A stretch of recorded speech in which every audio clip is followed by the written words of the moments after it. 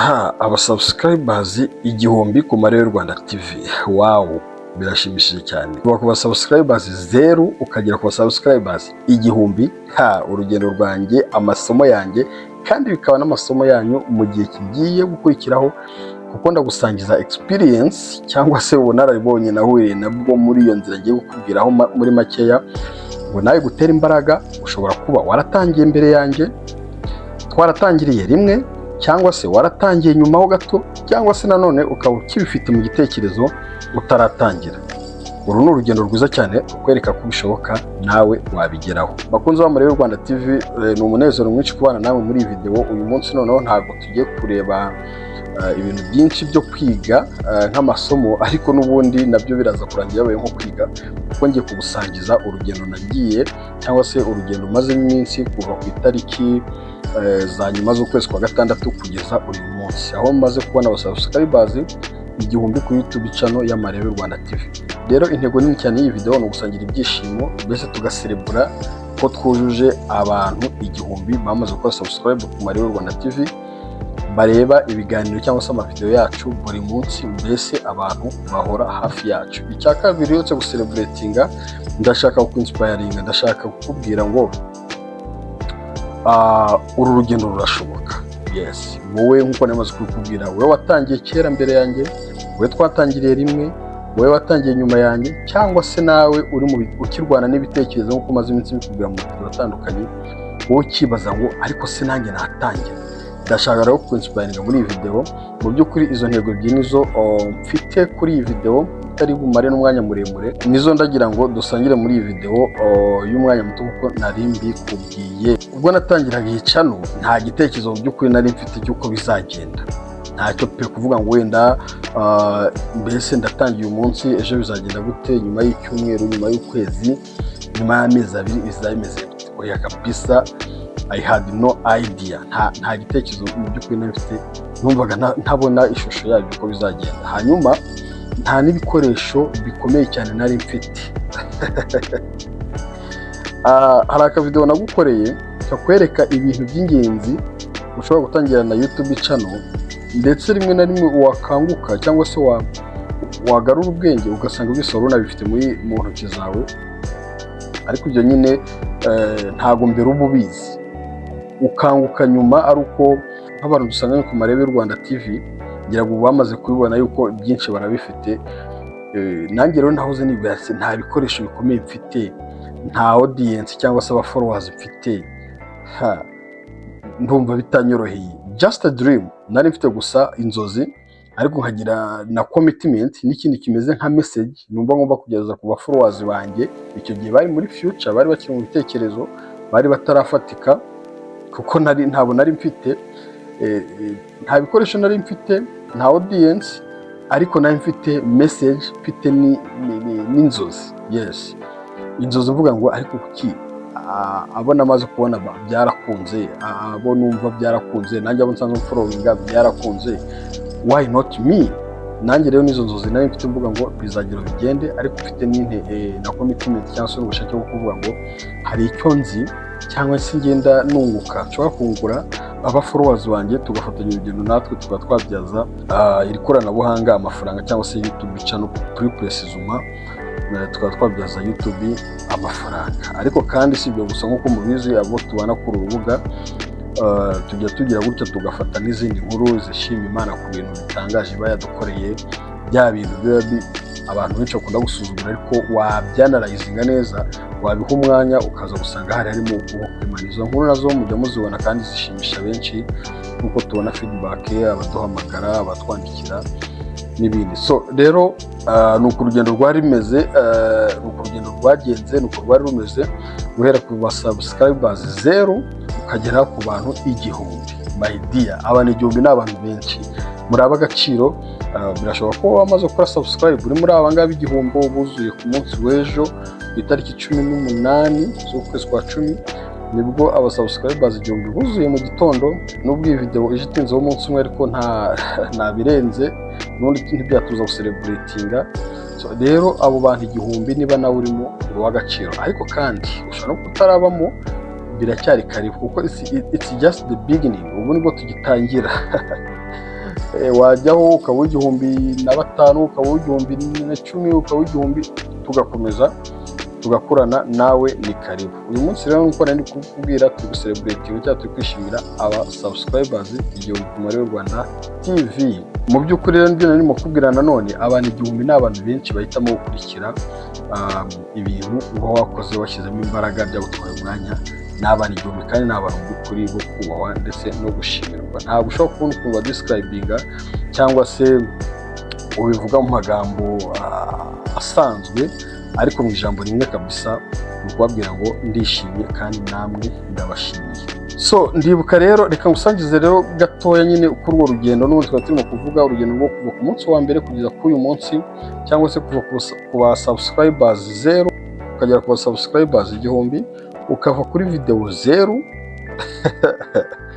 yes, ubu zifite mu mutwe ariko nta nimwe uragira ifatika. So kuva rero izo video 0 ukaba wagera kuri video zirenga 20 maze gukora, reka ngusangize urwo rugendo uko byagenze. Ndibuka gishyiraho video ya mbere nari nacanganyikiwe, nabimeze nk'uwacanganyikiwe, mvuga nti se nyine narayitunganyije byose iba ready yo kuba published cyangwa se kwishyira ku karubanda ngo abantu bayirebe, ariko umutima ukambya ati se iyi video nubwo wayimazeho igihe kinini, urumva ni video ya mbere, ntuzi kweditinga, ntuzi gushyiramo amashusho, ntuzi kuvuga neza, ati video yihorere kwanza uyipublishinga, wenda shakisha indi ubanza uzigereranye. Uwo ni umutima umwe, ariko n'umutima ukambwira ati no yishyireho, n'umutima ukambwira ati yishyireho. Hanyuma birangira ngize akabaraga nyine ndayisetinga neza kuri channel, ndangije nkanda publish, ubwo ibigiye on public. Hanyuma nyine mutangira kuyireba, hanyuma ariko amahoro ntiyahise aboneka.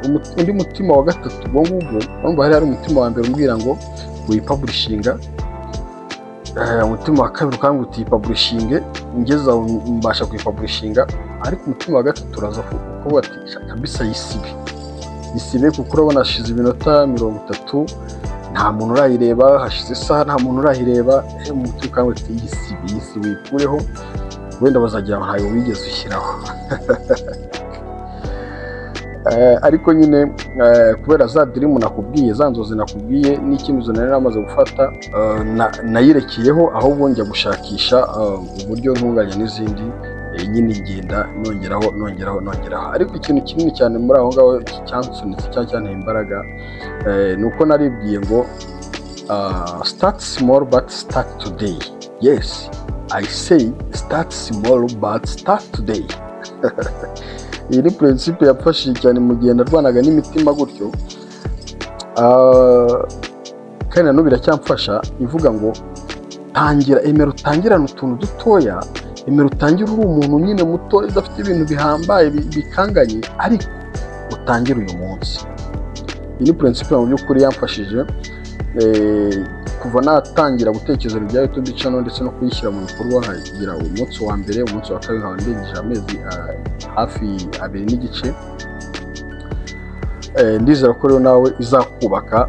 Please nushaka kuyandika ahantu, nushaka kuyishyira mu mutwe, nushaka kuyikoresha buri munsi, iyi principe ivuga ngo start small but start today. Hanyuma urumva nyine nyuma yo gufata icyo cyemezo no gupublishinga video ya mbere, nibwo nagiye facing icyo nakwita moments of silence, aho ubona aba viewers bakeya, abantu bake bareba video yawe, rimwe na rimwe ukumva ushatse gucika intege, ariko nyine ukibuka yuko ufite intego cyangwa se ufite inzozi. Noneho rero bikaba akarusho, wajya ukabona umuntu umwe, yaba umwe mu munsi wose, yaba umwe mu minsi 2, yaba 2 mu cyumweru, ariko ukajya kubona hari abantu bashyashya bakoze subscription, donc bakanze kuri subscribe, ukabona niba wari ufite abantu 10 babaye 20. Ibyo bintu byagiye binyubaka cyane nabyo, kavuga ngo wow, even it is very small progress, ariko iramfasha gukomeza gutera imbere. Ikindi kintu rero nakubwira, ibyo nyine nibyo nagiye ncamo muri icyo gihe nshaka gucika intege ariko ngakomezwa n'ibyo bintu nyine, kubona hari uwiyongera ku ba subscribers banjye, kubona hari ureba video yanjye, kubona hari umuha comment, kubona hari umpamagara kuri telefone. Yes, ibi byose byagiye bintera imbaraga, biza kungezaho kuri poe cyangwa se navuga ku rwego rwo gutangira kubona ko wa mugani ndimo kugenda nzamuka. Nubwo nyine inzira itari yoroshye, ariko nibura ntangira kubona ko harimo ikintu nakwita progress cyangwa se ikintu cyo kugenda bimera neza. Ntabwo wabishidikanya, nubwo bwose hari umuntu utazi ibi bintu cyangwa se wenda utagize amahirwe yo kubisobanukirwaho, ashobora kuba ati abantu 1000 ntabirenze.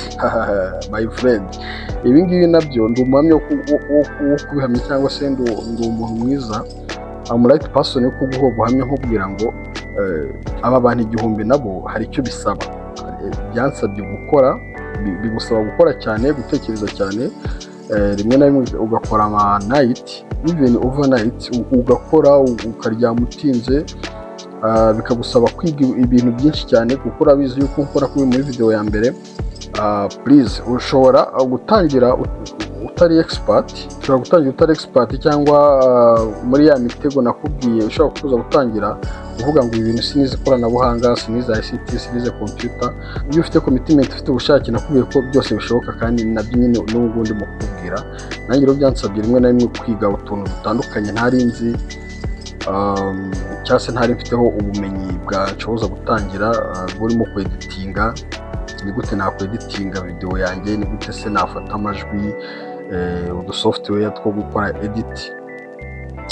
Uribuka ko ari izo nagiye ntangiye kukubwira ku Marebe Rwanda TV, wenda uraza no gusubira murebe mu video twakoze bwa mbere.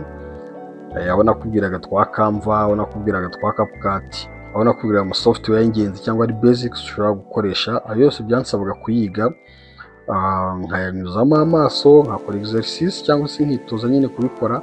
Ibi byose bigatuma ushobora kuba waryama utinze, wakwibuza gutembera, wakwibuza ndetse rimwe na rimwe ugafata no kugaheka siporo ukagabanyaho, n'ibindi byose bishobora kuba byagushimisha. It's like a sacrifice, mu by'uko ukagira igitambo utanga. Nuko byangendekeye ku buryo rimwe na rimwe nasangaga nyine nakoresheje igihe kinini, ariko natekereza ngo ni iki nakora kigashimisha followers banjye ariko kikabagirira n'akamaro, kuko murabizi yuko nyine target yacu uko natangiye byo kwibutsa irimo no kugira ngo tubyaze umusaruro iri koranabuhanga. Urubu rero bigusaba gutekereza, bikagusaba no gukora, bikagusaba umwanya of course. Hanyuma rero nuko nguko nabigenje, mbona nyine bitangiye kugenda biza bikura. Hanyuma nza guterwa nanone imbaraga n'ikintu kivuga ngo success doesn't come all at once. Icyo nacyo cyaramfashije maze kubona yuko the success doesn't come all at once. Ntabwo gutsinda cyangwa kugira ibyo ugeraho ari ibintu bite bizo umunsi. No, it's a progress, ni urugendo. Nabigereranyije tumaze iminsi ngereranya YouTube channel n'urugendo ducamo tuvuka. Urabona umwana ava ku minsi nakwita 0 akagera ku mezi 9. Kiriya gihe rero cy'amezi 9 nagereranyije na struggle rimwe na rimwe abafollowers bacu bamwe barimo, nanjye namazemo igihe handi uburwana n'umutima utari kuro.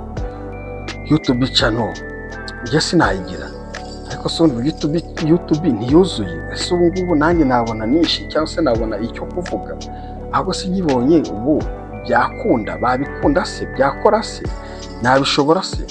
Icyo gihe ubu kiri muri dilema, rimwe na rimwe ukara udasinziye kandi nta ikintu gukora, urimo kurwana n'umutima, ukirwa ureba amacano y'abandi, ureba uti yaragerageje, rimwe na rimwe ukanenga niba uti tunadushobora, ariko ukabura imbaraga wowe zo kubyuka ugafata telefone yawe cyangwa computer yawe ugatangira kubishyira mu bikorwa.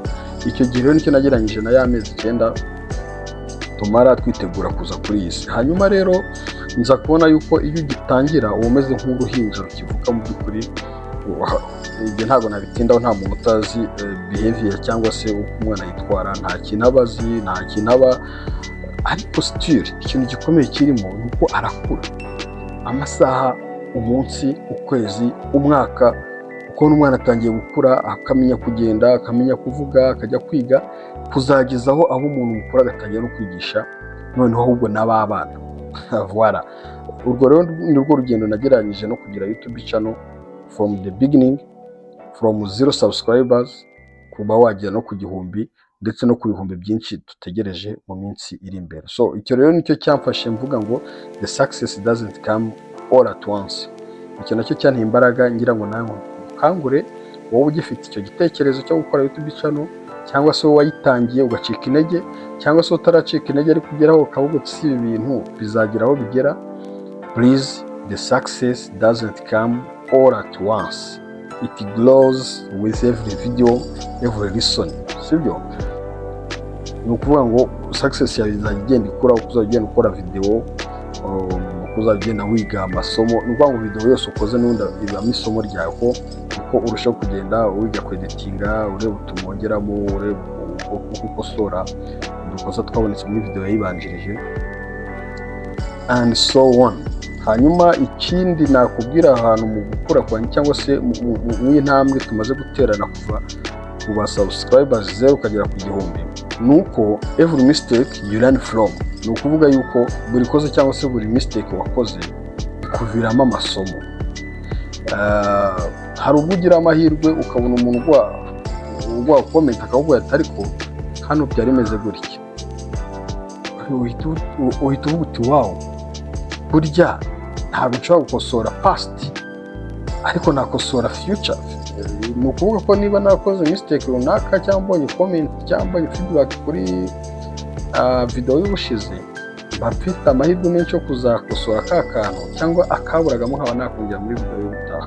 Hanyuma icya gatatu nakubwira nuko YouTube channel ntabwo ari ukuba uri umuntu w'indashyikirwa cyangwa se w'inararibonye. YouTube is not about being perfect.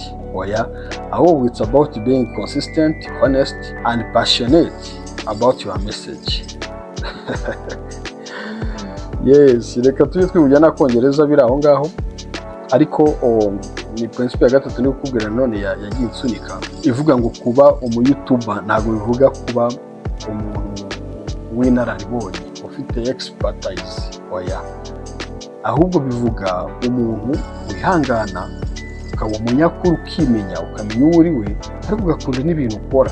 Kuba consistent ndabikunda cyane kuko urumva ushobora gukora video uyu munsi ntirebwe, ariko mu gitondo ukabona izindi mbaraga ugakora iyindi, n'ejo ugakora indi, n'ejo bundi ugakora indi, hanyuma igihe kiragera ukabona video zawe zatangiye kurebwa. Kandi niba uri umutangizi nkatwe twese, please ndagusharinga experience mfite, ndabizi yuko itarabura abantu ifasha. Ntabwo ndi gusangize experience y'abantu bamaze kumara imyaka 10 kuri platform, imyaka 5, imyaka 3, abantu bamaze kugira ibihumbi 100, 500, miliyoni. Oya, ndagusangiza experience just nabonye yo ku rugero rwanjye, ariko kandi ntibirakubuza kukwereka yuko every step ishobora kukubaka, kuko ntushobora kujya ku bihumbi 10 utarahereye ku gihumbi, ntushobora kujya ku gihumbi utareye ku bantu 100, ntushobora kujya ku 100 utareye ku muntu umwe, ntushobora kugera ku muntu umwe utarahereye kuri step yo gukora YouTube channel yawe. So niyo mpamvu rero is not about being perfect, but it's about being consistent, honest and passionate about your message. Voilà. Nibyo ngibyo rero nkuko natangiye mbikubwira, iyi video ntabwo nari mfite gahunda yo kuba ndende, icyo koze mfite ibyishimo byinshi bituma nyine n'ibyo kuvuga biba byinshi of course, ariko nanone byubaka. Ngenda nkwereka uduprincipe twagiye tumfasha, na n'ubu tukimfasha, na none ndacyatwegamiyeho, turacyambereye like akabando kansindagiza ku cyiciro ngiye kujyamo, cyangwa se nanatangiye cyo kuva ku subscribers 1000 ukajya ku bihumbi 10. Why not? Hanyuma kugira ngo tubone n'uburyo bwo gusoza, mbareke mujye gutangira ama YouTube channel yanyu, mwongere abari bararyamishije bongere bajye kuyareba, bakora ama video, abari baracitse intege bongere bagire courage, abari bibazaga ibintu byinshi bongere basuzemo imbaraga. Reka tugire vuba nyine kugira ngo dusubire mu ako kazi kose tumaze kuvuga, ariko mu by'ukuri nongeye kubashimira by'umwihariko wowe wakoze subscribe muri aba bantu 1000. cyangwa n'aba barimo kurengaho, wowe waduhaye comment, wowe waduhaye like, wowe wagiye usharinga amavideo yacu, please no kuri nongeye kubashimira murado igiciro. Uyu munsi rero twari uko gushimira no kugusangiza utwo dutike nagiye nkoresha, mvuga ngo mu by'ukuri ntabwo mukiri aba members, ngiye ntabwo mbabona nk'aba followers gusa, mbabona nka family members. Yes, dushobora kuba tumaranye igihe ku zindi platform nk'amarebe.com, nk'amarebe jobs, mu ma platform atandukanye, ariko by'umwihariko kuri YouTube ndabashimira cyane. Mu by'ukuri muri abantu b'agaciro, muri aba family members, you are no longer followers, no, ahubwo ngiye mbafata nka famille. Burya abantu ubushize tujya gutangira nibwo twavuganye ngo twabanye kuri uru ruhande, reka tugerageze n'uru nguru turebe, ariko atari njye nyine, ahubwo tujyane muri uru rugendo, dutangirane urugendo turebe. Sinzi wowe aho ugeze, ubundi uraza kubimbwira muri comment niba waramaze gutangira YouTube channel yawe, niba ukibipanga, niba ugishakisha, cyangwa se niba ugistragoringa ukirwana na ya mitego 5 nakubwiye ikubuza gutangira YouTube channel. Uraza kwishyira muri comment, kuko mu by'ukuri ndashaka kuba nserebura aba bantu 1000, ariko nejo nawe nkumva undi aserebura 500, aserebura 1000, aserebura 2, mbese tugakomeza gukora nkuko n'abandi bagenda bakora.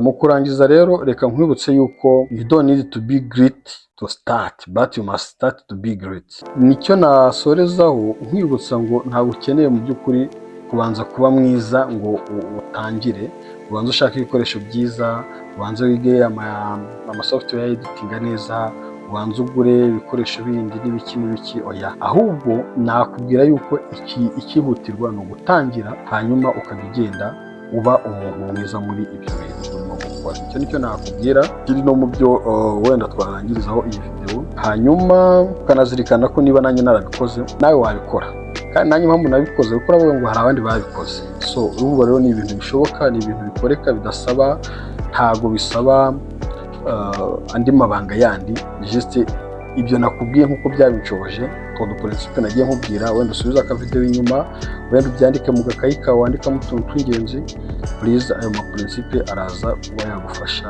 nawe. Rero dusoza nagiye nkubwire yuko ibyiza biracyari imbere kabisa. Ubu nibwo bigitangira, courage zirahari, ibyo gusangira birahari, skills zirahari, ubumenyi burahari. Hari ibintu byinshi namaze kwegeranya mu by'ukuri byadufasha gutera imbere, tukarushaho kubyaza ikoranabuhanga umusaruro. Nubwo benshi ririmo kubatera ubwoba muri iyi minsi, akazi kagiye gutwarwa n'amarobo, AI tumereye nabi, ibintu byinshi bivugwa n'ubwo byose bihari, uzi ko tugenda tubiganiraho nabyo hano ku Marebe Rwanda TV. Rero ibyo kuganira birahari, ibyo kwiga birahari, ushobora no gutangira kwitegura, niko twavuganye ngo ubwo AI zirimo kugenda nyine zihindura ubuzima tubayeho, ubwo amarobo ari kugenda afata utuzi tumwe na tumwe, ngiye nakora iki? Twafashe umwanzuro w'uko hano ku Marebe Rwanda TV tugomba kwiga gukoresha za AI, tugomba kwiga gukoresha bwa bwenge buhangano, tukabukoresha nk'igikoresho. Ubwo akazi kazaba karimo kagenda, ahubwo twe tukazaba tumaze kuba tayari yo kubaho ubwo dufata za AI zikadukorera akazi keza, ahubwo zikaba zatubyarira amafaranga. Ibintu byose rero twatangiye kuri uru rugendo turimo duhereye ku ma YouTube channels, cyangwa se akaba ari nk'ibyo nk'akazaza kacu, cyangwa se nk'ibyo turimo gupanga kugeraho mu minsi iri imbere. Ariko kandi nkaba nkwibutsa ko ntakeneye kuzamuka njyenyine ngo ngire 100,000, ngire miliyoni ugitekereza ngo ariko nanjye wagira YouTube channel yanjye. Oya, please ndakwinginze, nabitangira uyu munsi, hanyuma twese tuzamurane. Ndagushimiye cyane rero, niba nawe uri umwe mu bizera yuko gukora cyane no kwizera bishobora gutuma utera imbere ukagera ku ntego zawe, please ntugende udasize comment, utambwiye muri comment yuko nawe turi kumwe, kandi ntugende udakoze subscribe n'ubu utarayikora. Niba waranayikoze, please ntureke gukora like no gusangiza ubuhamya abandi bagenzi bacu, kugira ngo twese turusheho kugira courage no gukomeza gutera imbere. Ndagushimiye cyane rero, yari Papa Tonto nk'uko bisanzwe. Reka tubonane muri video zacu z'ubutaha, ndabakunda, bye bye.